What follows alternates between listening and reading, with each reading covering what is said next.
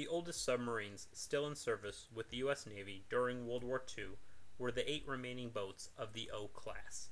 16 of these 520-ton surfaced and 630-ton submerged boats were originally commissioned in 1918.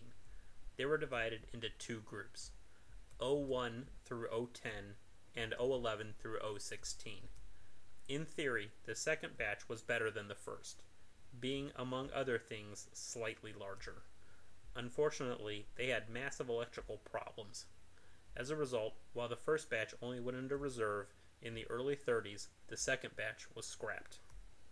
With the war in the Atlantic raging on and war in the Pacific looming, in 1941 the batch 1s were recommissioned. This was minus O1, which had already been scrapped in 1938 following conversion to an experimental ship, and O5, which had been sunk in an accident in October 1923. They were totally inadequate for frontline service. They were, however, useful as training subs.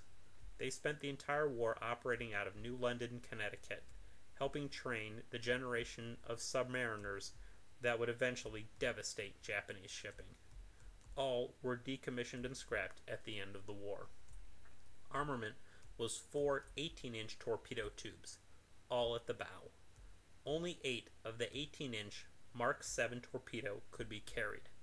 A single-barreled, hideable, 3-inch 23 caliber open-mount gun was fitted behind the sail.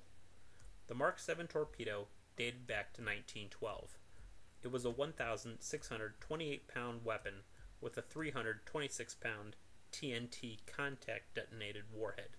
Its range was 3 miles at 35 knots.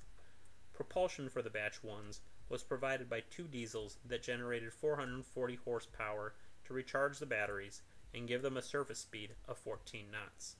When submerged, they could use these batteries to power 2 electric motors that generated 370 horsepower to give them a submerged speed of 10 knots. Official depth was 200 feet, only slightly deeper than they were long. Only one of these subs was lost after recommissioning, O9. On June 20th, 1941, she was conducting training with O6 and O10 when she dived and never came up. She was already known to have mechanical problems due to her age, and apparently these finally caught up with her. Apparently, the interlocking mechanism, which prevented her inner and outer torpedo tube doors from being open at the same time, failed. As with most subs sunk from all countries, there were no survivors. Let's take a minute to review how submarines worked, so anyone that doesn't know can catch up.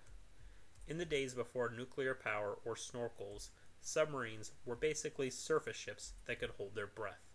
They spent the vast majority of their time on the surface, running on their diesel engines.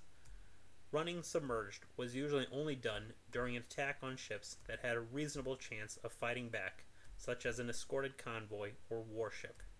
It was also, usually, a sub's only real hope of escape if they were attacked by aircraft or surface ships. Historically, there have been 2 main ways for subs to work. The oldest was the saddle tank. Tanks were attached to the side of a boat, which could be filled and emptied to make the ship dive and surface. The other is the pressure hull. This is where the sub has an inner hull where the crew lives and an outer hull. Water is filled and emptied from the space between the 2 hulls. While it isn't as dramatic as having a concentrating sonar operator working dials, the majority of U.S. subs detected their target with radar. Daylight attacks were usually made using the periscope, while night attacks were usually made on the surface. A half-truth is the lone sub stalking its target. While it is true, especially early in the war, that subs operated alone, later in the war, this was as likely to be false.